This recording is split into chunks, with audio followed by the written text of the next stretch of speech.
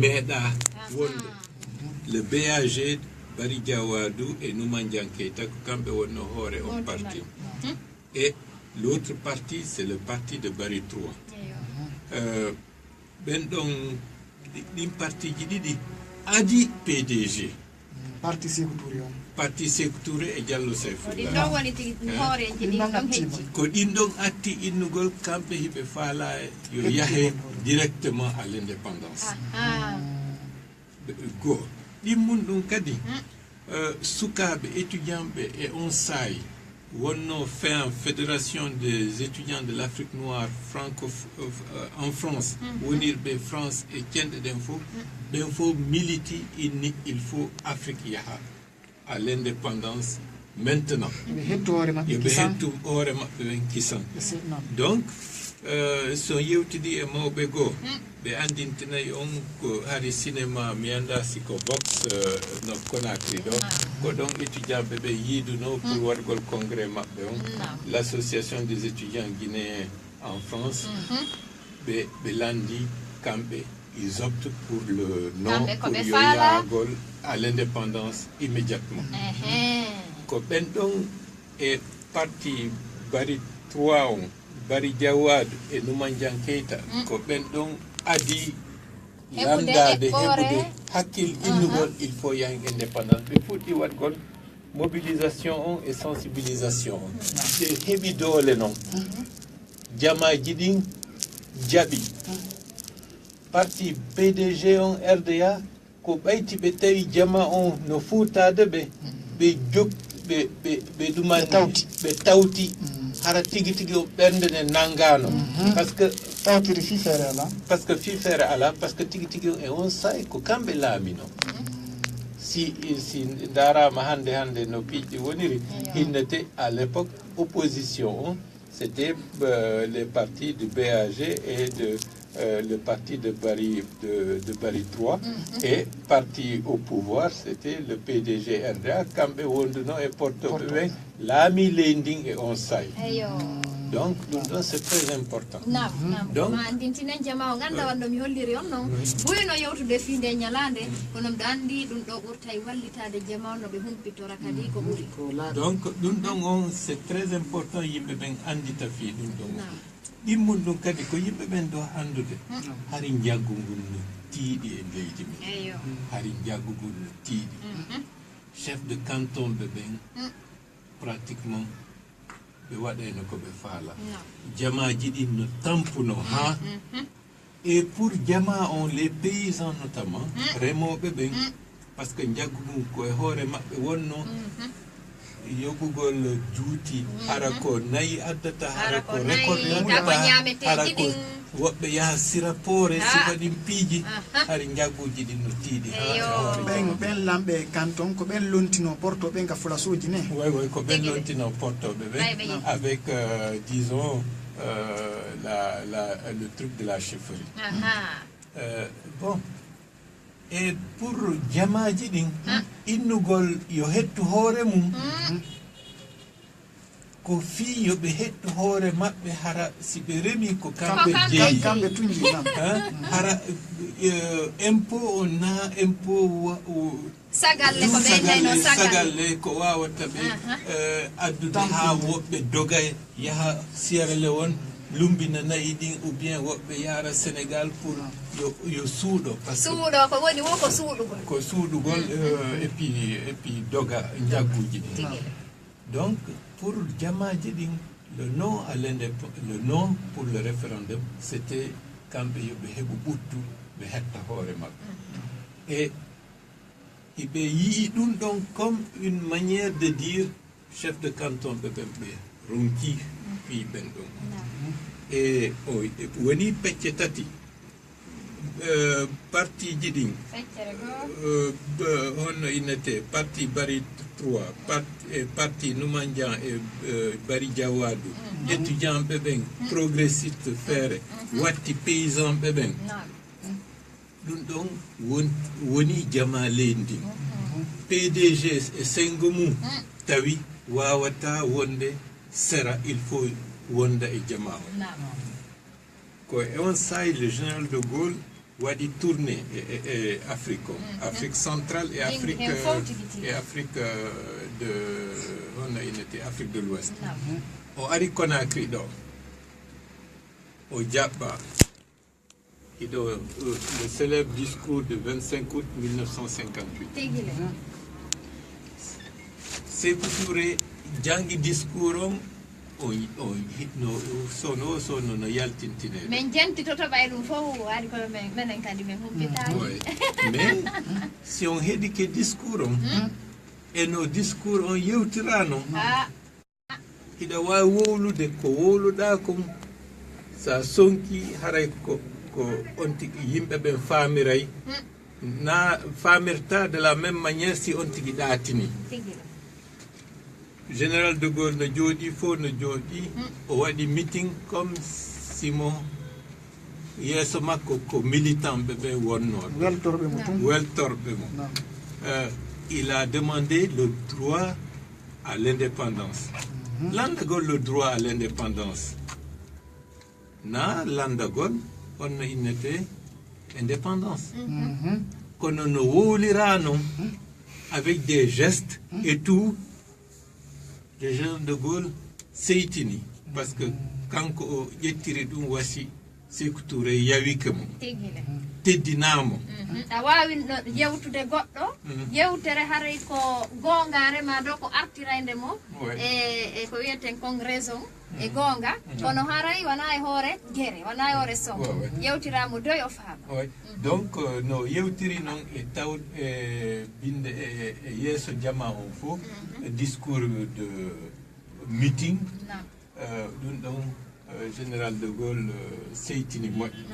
parce que ko Sékou Touré yewtuno comme le droit à l'indépendance ɗum ɗon c'est tout à fait normal le droit à l'indépendance innaka kisan himen faala indépendance kono ko maale men hetta hoore men hettay hoore woni wawɓe hettagol nde men faaloya ɗum ɗon on y a pas de problème go immun ɗum kadi no woodi haalaji nder ton nous préférons la liberté dans la pauvreté non la liberté oui dans la pauvreté l'opulence dans l'esclavage l'opulence dans l'esclavage o meɗen suuɓi tampere nden hara meɗen hetti hoore amen ɗi wonugol jooma jawle kono hara meɗen karga meɗen jagga donc on yi ɗin haalaji fof wonano haalaji très diplomatique et on sayi général de Gaulle seytini moƴƴa e ki o gaynitaki séjour makko Conakry o ƴetti avion makko o continue sur Dakar et après mawɓe go yetino lam surtout docteur Thierno Madio Sow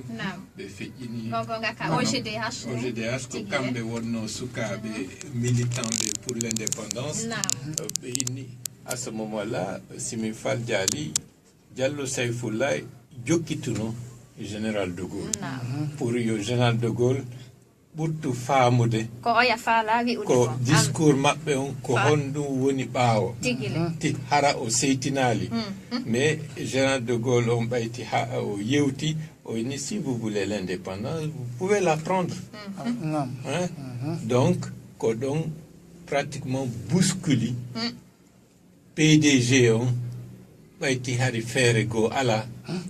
innugol kamɓe kadi hiɓe ils vont opter pour le non à l'indépendance parce que ko duñaɓe yoɓe yahu pour voter le non hari na e faale maɓɓe on par rapport à la direction du PDG na PDG RDA na jamaji ɗin kamɓe yoɓe ƴettiri hettagol ngol ko hettugol tigi on hoore mum hara jagguji ɗin ɗuytoto e nder leydi ɗi donc ça c'est très important c'est très important tigi on piiji buyno wowlede jippirɓe fi yo indépendance on heɓo buy e maɓɓe yejjitama so daari kadi après indépendance ko homɓe nanga soka wenga ko buy wonnoɓe pour l'indépendance dès le début majjintina gonga on yanganiɓe fi indépendance pratiquement accanoma yewtede acca yewtede nde ñalande no gay jettati septembre ko ñalande ne tawano fi ɗum ɗon fof tumbodire e molanaɗe waɗeteno hen fof ka leydi men ɗo fi andingol jamanu ngu fewdo ɗo ko hon ɗum wonde ñalande tigi tigi ɓay wanno mi hollire noon buyi ha joni humpitaki ka lekkol ɓe jannayi seeɗa wona ɗo wirno mariama baldi e faala en wiide haray yangani ɓen fota tigi tigi on immano ɓe fi on 28 septembre e ñetto hoorema haray hande na kamɓe wona jarnede weltane nam misal ko woɓɓe en ɗumade e ɗowdi woɓɓe aray monsieur ba ɓay aray radio on ko sawi nabatare ko minta capantati heddani en miɗo tamƴini e yahay ka landal ɗimmal ko fi honɗum enen leydi men ndi ɓayarna enen tun france joguino ko fiya min enen suɓani ɗo yawgol 58 hara liɓeya fof kañum muññino duuɓi ɗiɗi ɓawtu mumni si ɓe hetti hoore maɓɓe non ko ɗon kadi se no en duwa taskade en duwa ɓurtugol miijitade fi hon ɗum leydi men ndin enen innuɗen non e luttuɓe ɓen fof inni c'est très important mais e hakkil an no si on tigi ndaari no piiji ɗin yaari noon taway leydi men ndin était un peu en avance e no jamaji ɗin jogirano par rapport aux autres pays so mini hari leydi men ndin no un peu en avance mana ɓe tampina ɓurɓe e kayre hayfina ɓurɓe wala hayfingol ngol enen en heeɓi haqqil fayda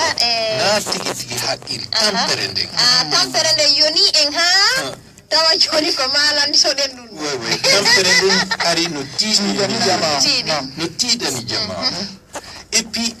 jama ala ko ɗofto est ce qu'on faami ala waway ɓe hay sino woduno kono ɗuuɗa hikkotoɓe yeeso inna wattane yiila o jamano tampina ɗuyte tampere nden ɗum ɗon ala goto susata wolude mo kala hino wombi tun mum chefferie on no tiiɗi avec les chefs de canton kamɓe jogui laamuji ɗin e nder leydi ndin fof woni jaggu ko kamɓe wonno kadi administration colonial on est ce qu'on faami donc ala ko yimɓe ɓen fatto mo ndaari par exemple sénégal hari no woodi ko ɓe fatto tampere nden tiiɗira noon e maɓɓe si hewti nokkugo confrérie religieuse ji ɗin que ce soit mouride que ce soit tidiane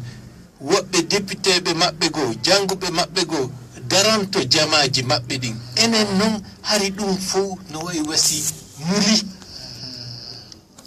ala autorité morale waway ɗo hewde o yimɓe ɓe yaha e leyɗodi on autorité morale donc hari ɗum ɗon fof ittama ari tampere nden tigi tigi tiiɗi nani ko leydi men ndin tum hewtuno e on saay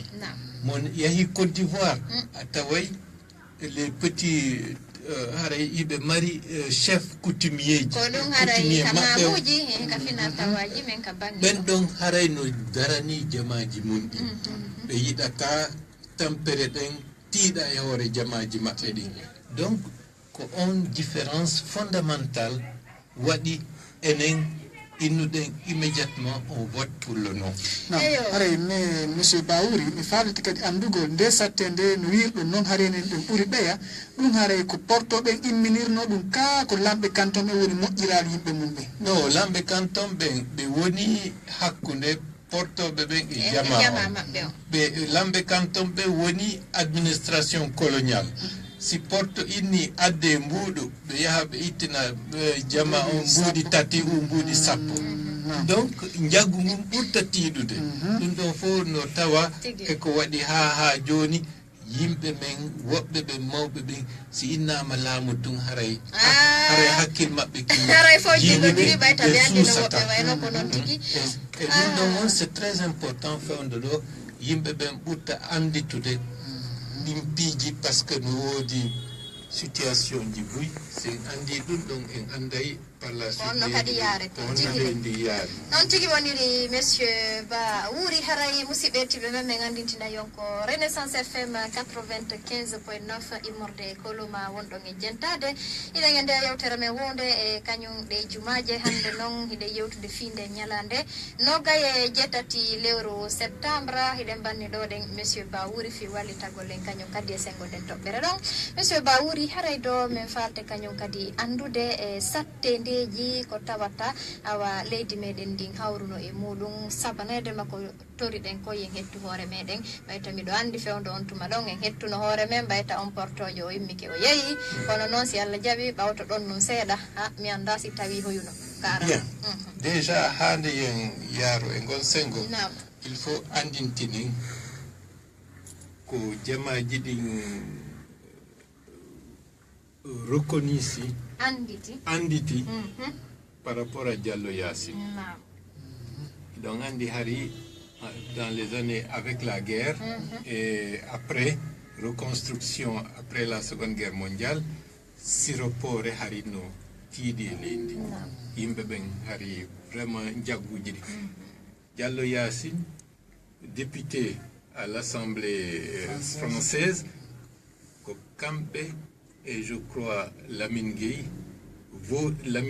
quand on est député du Sénégal, quand on voté la loi pour Hadugol Sirugol Pore, pratiquement avec les travaux forcés. Et Gila Diallo Yassine, il est au Fétini en 1954. Maintenant, la disparition de Diallo Yassine en 1954, Wadi Ha Pijibouy, Boutani Satande, Jama Lendim, parce que Harry Baiti au Fétini, aussi Jama wontiri ni tun hara ala wawayɗo tambitade autorité politique majeure wawayɗo daranade jamaji ɗin pour yo sattendeji ɗin ɗuyto. Donc il faut lui rendre hommage par rapport à cette période historique. Yo anditane. Maintenant par rapport à Hadja Mariama ko yewtuɗa kon ko landiɗa kon ɓayti France inni si ɓayti ɗon faala ƴettude hoore mum ƴette hoore mum on hetta indépendance mum dès le 2 octobre ɓe dossier ji ɗin fof ko ɓe accuno ga kon fof administration ko wonno ga kon fof ɓe inni fof yo mooɓe du jour au lendemain fof mooɓa leydi ndin wayi wasi tawi ko joni nde sinca no hay fus oui mo wowta hikkade yeeso fewje fi piijigo du jour au lendemain par exemple si médecin jo no wonno ɗo du jour au lendemain o iwa o acca hôpital on ni infirmier jo on hara ko kanko ɓuri andude e wonɓe ɗon ɓen fof ko honno yimɓe ɓe ñawdirte infirmier on waɗa golle docteur on hara ala wawayɗo wadde golle infirmier on iɗon andi ko ɗon piiji buy ɓurti jiiɓade e leydi men jannayɓe ɓen wonnoɓe e jannude ɓen fof inna yo hootu maintenant buy e africain ɓe ɓen ɓe inni ɓayti Guinée landike indépendance mum on France ƴetti administration ko natti africain ɓe buy inni kamɓe ɓe yaha ɓe wallito Guinée buy ari faabagol David Diop un poète Moumini un physicien et ko e nder mum les Béhanzin ari Kizerbo et bon José buy et même intellectuel français buy ari inni wallitoto Guinée pour wata leydi ndi woni sans personne wawayɓe tambitade piiji ɗin donc e gon sengo goo les africains et des français progressistes arno wallitagol la Yougoslavie wallitino Guinée iɗon andi ko Tito laamino Yougoslavie on say comme chef des non alignés Tito wallitino Puy Guinée parce que ɓayti on tigi fewndo wonno baykun 3 ans 4 ans 5 ans hari min nanay noon wole Yougoslavie ko ɓayti ko ko kamɓe ɓurno wonde présent e leydi men la Yougoslavie après noon américain ɓe ɓen etc maintenant situation intérieure on ari moƴƴaali par ce que iɗon anndi si daƴƴere nden tiiɗaali moƴƴa indépendance on na faale woɓɓe ɓe duña ɓe duña ɓe tawi il faut kamɓe kadi ɓe tawta pour l'indépendance kono hakkille maɓɓe kin il n'était pas préparé pour ça e ko kamɓe noon laami ɓeya noon woni des querelles de rivalité ina andi sa imman nanaki goɗɗum querelle de rivalité ɗum ko guerre fi liggodirgol oui parce que par exemple tous les partis de Bari 3 Noumandian Bari Diawadou et après l'indépendance kamɓe fof ɓe woni parti goto pour dire qu'il faut jonnodire juuɗe l'unité du pays etc ko ɗon noon ɓe faljuno par ce que si ɓe jaɓano ƴettugol parti ji maɓɓe ɗin ino hawtidira PDG harayno multipartisme wawayno addude équilibre hara jaggu ngun tiiɗaali kono ɓayti ɓe ukkidiri parti ji ɗin ɓe yiɗi joni ko parti goto parti unique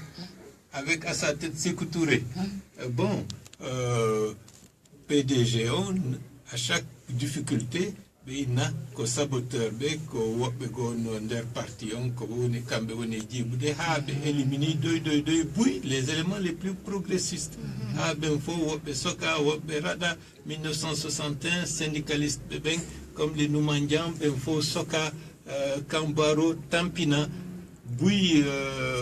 élève ɓe ɓen ɓe sokana e on saay woɓɓe fuɗɗi dogude ko on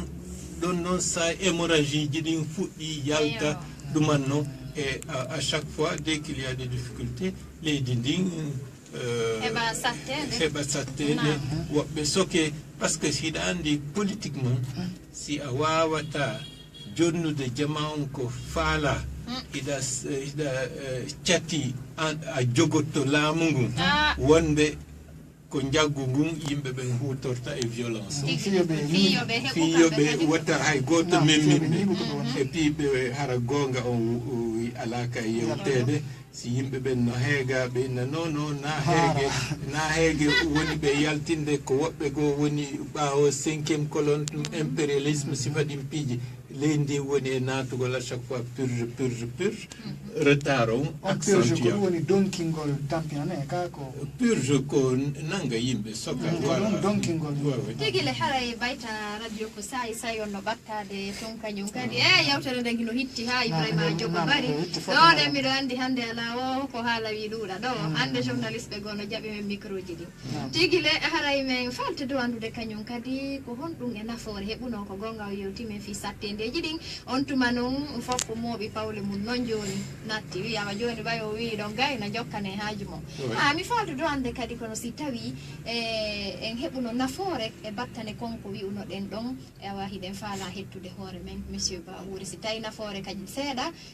heɓino toon e wawto sattede non si a hetti hoorema haray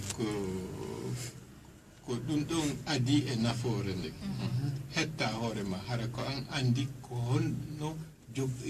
laawol holngol ƴettata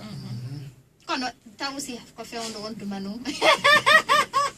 joni noon haray wona hettugol hoore mum ngol noon woni sartimiɗo tañjini no haray a dowa fewjende hoore ma hande kadi honto yarata a ƴettay nano o a ƴettay ñaamo a buɓɓoto a buɓɓodiray toon e yimɓe e fello ngo nam tigi on jama on wakkilike jama on holli faale mum hettugol hoore mum pour yo waawa ɓuttingol hara ko gollata ko nafay ɓe nguureji maɓɓe ɓe yiyay kadi yaggi maɓɓe kin ko honɗum e honɗum woni e addande ɓe mais en réalité ha joni en yiyaali tigi nafoore e yangi ko si tawi e eɓɓodiri e leyɗe goo ɓuri ɓe attinoɗe ala ɗum ɗon kadi hino miijinde jama on fota kori jam no woodi hiɗon anndi woɓɓe haray wattay fof théâtre mi sikki mi annda siko goonga e siko fenande Sékou Touré yaanu nokku goo imo yewtodude e paysan ɓe ɓen o inni joni c'est la bouche ouverte mo ɓe yo wuulu ko faala o woɓɓe landi président indépendance weli han mais ko honde tuma lannata aɗum ari ko indépendance ɓe falama yo lannu kadi ɓe holli tigi tigo ɓe yewtuma ɗon ko ɓe ronki mais ɗum ɗon bon indépendance on c'est no wona woniri wo kadi hettugol hoore mum ça e c'est le droit ɓurtu maintenant ko lutti kon yo leydi ɓe doit wakkilade fiino ɓantora fiino jama mum on iwira e satte bien sûr heɓa destin ko tigi tigi on ko ɓe ko ɗum waɗi si tawi ɓeɗo no tippirde miɗo tanjini e ɗon ɗon aha koma ɗo ɗum ɗo donc ko andingol tampere nden na hande fuɗɗi tampere ko yimɓe ɓe woni e hoore jamaji ɗin hande na hande fuɗɗi neeɓi ko fuɗɗi mais sen anditali ko honto feggiɗen tigi tigi e wawata andude ko honno ñawdirten tampereji ko woni e hoore jamaji men ɗi ko ma anden ko fokkini par ce que woɓɓe no innude ko leƴƴi leƴƴi mo ndaari 58 parti bari jawwado on e Numanjang honto ɓe ɓurno dolnirde ko Guinée forestière Basse-Côte e Haute-Guinée et pourtant bari jawwado ko pullo Numanjang Keita c'est un malinké kamɓe ɗiɗo jogino BAG donc mo ndaari parti honno innete PDG d'un côté il y a Sékou Touré et Saïfoulaye bari 3 ko honɗum yimɓe ɓen innaynoɓe e on say ko silore c'est-à-dire le petit Sili par rapport au Sili qui était le PDG en 58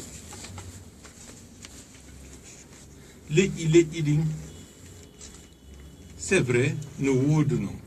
mais présentation configuration politique et on say mo ndaari tigi tigi revendication ji ɗin hari na tigi tigi leƴƴi wona e yaarede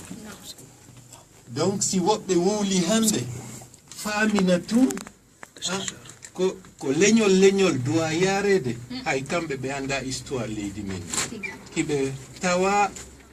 ɓayti ɓe faama ɓe annda ɓe doit taskade ɓe yiltito e tarika on pour yo ɓe ɓurtu faamude par ce que sina ɗum ko ɓe yewtata sukaaɓe ɓen ko ɓe yewtata jamanu fewndiɗo ɗo haray wonda e ko ƴiyal wonda kadi e ko nanditi e goonga on par ce que si goonga on yewtaka faljinayi génération ji ardi e buy hande ɓe tewaki ɓayti ɓe anda kono hiɓe tawa e faljingol jamaji ɗin inna par exemple si bari 3 bari jawwado e Salfulay jonnidirno juuɗe haray alors que situation hari nano woniri haray monsieur Ba ɓay radio on ko sahi ko minute aji 9 woni ko heddorɗen ɓay jonne kadi jentiɓen ɓen konngol ngol mi faalite kadi yon ñobban yo haalan e seeɗa fi o 2009 28 septembre 2009 ɗum anndi ɗum noon kadi woni 28 septembre ɗiɗaɓo e nder 28 septembre non pour moi le 28 septembre ko ñalande tigi tigi ko ñalande très important 28 septembre 58 en hetti hoore men en tant que pays indépendant souverain mais ɗum ɗon innaali jama on hetti hoore mum est ce qu'on faami 28 septembre 2009 revendication on joni jama on no faala hettude tigi tigi hoore mum ara ko fewjete ko nafata jamaji ɗin donc pour la démocratie parce que na ko suuɗi fi on ɗum min choisisi innugol e terrain 28 septembre 2009 yo manifestation on watch le lundi 28 septembre 2009 sembingol nyalande 28 septembre 58 si 28 septembre 58 ko référendum pour dire non à la colonisation et oui à l'indépendance 28 septembre 2009 e hakkil amen no jama on yaltirayno wo no ɗuɗira wo ko ɗum ɗo innete jama on holli faale no wadde référendum pour innugol nous sommes contre la dictature militaire et oui à la démocratie donc mo daari arana faalaɗo tun wowlugol ko faala wolde les deux dates tigi tigi on ko hunde wotere d'ailleurs 28 septembre 2009 ɓurti sembinde 28 septembre 1958 et ilan tañƴini e duuɓi aroyeyɗi 28 septembre 58 ko daƴƴere nden 28 septembre 2009 c'est une autre étape et évolution historique leydi men ndi donc les deux dates hay goto wawata yejjitude aussi bien 58 que 2009 d'ailleurs même 2009 woɓɓe no wowlude inna ko c'est une date extrêmement importante. C'est une date extrêmement importante. Parce que 28 septembre 58, Haïgoto Maya Nandanyande. Pourtant, il y a indépendance. Mais 28 septembre 2009, Bouy Maï, Fihondu. Parce qu'il y a la démocratie. Et si démocratie, on y est, les demanding, et Andi Taï, Kopaiti, di fureji sacrifier que fi yo luttuɓe ɓen hettu hoore mum donc hande aussi bien en doit rendre hommage wakkiliɓe fi en hettu hoore mum hoore men sur le plan en 58 en doit kadi ɓurtude wakkilade andita les victimes yarliɓe hoore mum fi en heɓu démocratie on tigi monsieur ba wuri haray ko no hollirɗo noon Ibrahima jogo ko ñalande do ko tawta tigi ko ñalande mawde ka leydi meɗen ɗo kono fayde komi wattani yiila kañum nogay jeetati lewru septembre wuri hino wattira ɓawo par rapport e sen ƴetti awa kañum nde ñalande 2 octobre 1958 ko ɗo yiyata no yalte no ɗumanne miɗo andi le min ɗo tañjini 58 tigiri piiji buy hino duwano waɗede ñande ka leydi meɗen bon, il a dit le 28 septembre 1958, qu'au référendum, qu'aux élections, votama. Bon, résultat, mi anda si konde nyande be andano ou bien si c'est le 29 septembre, mais ko e dimbalde didi anda résultat. Bayti résultat andama officiellement. La Guinée a proclamé son indépendance le 12 octobre. Woɓɓe no yewta e sengo yewtereji amen ɗo ɓen iɗen duwa ɓuri wattande yiila e nde ñalande nogay jeetati lewru septembre ɓuri 2 octobre ɓayda nogay jeetati lewru septembre awa fayin heɓi maale ɗo ko ɗon feggiɗen fi yanugol 2 octobre. Oui, bon, de toutes les façons, hiɗa andi par exemple officiellement lending heɓi souveraineté nationale officiellement le 2 octobre. Mais ko woni sabu mum ko référendum du 28 septembre 58. Donc il a 28 septembre 58 et 2 octobre tigi on ko hunde wotere. Tigi ko hunde wotere. Kono woni ɗo joni Ibrahima jogo bayta radio ko sayi miɗo andi jama hino jenti en hen fo ɗo radio no nayi numéro ji ɗi fiyoɓe noddu en si tawi no wodi kamɓe kadi koɓe ɓeydita maale ɗo koɓe faala kadi humpitade ko ɓuri ni e sengo fayin kañum nde ñalande ko tawata ko ñalande natude tarika leydi meɗen no gay jeetati lewru septembre. Nam ko noon woni ri Mariama Baldé numéro ji men ɗin ko wowɗiɗi ɗum kaka 661 07 53 24 ma ɗum ko 622 70 05 50 ɗum ɗo yewde 53 24 ma ɗum 622 70 05 50 ɓe tamdini haare ni ɓe etade fota rabi goɗɗo no ka bokko allo Renaissance FM jam Tumba Samba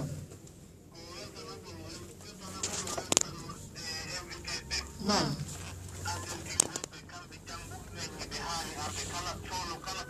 sono kala e punar ngal kadi Basamba galo no si wandi si wori doni Basamba si wori doni Basamba ko pula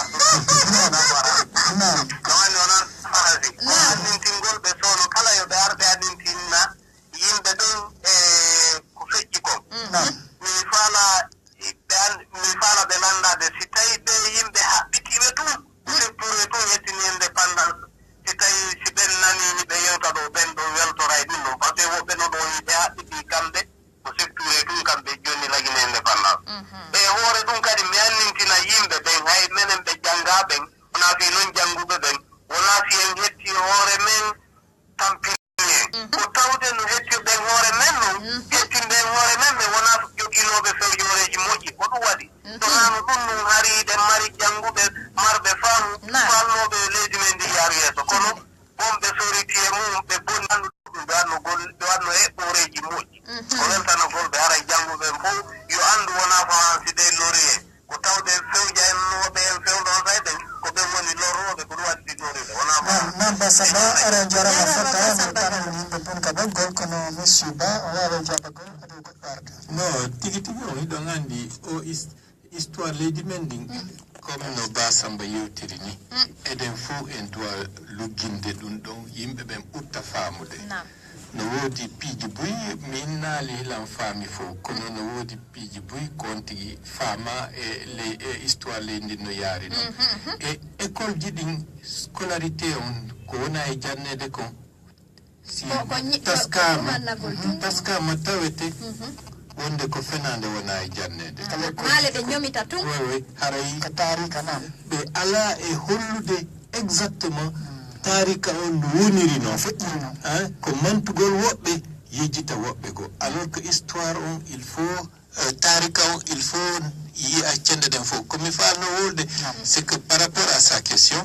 eɗon andi à partir de 1958 ha 1963 tigi tigi on ko gollano kon fof et laamu Sékou Touré tigi tigi on la plus de réalisation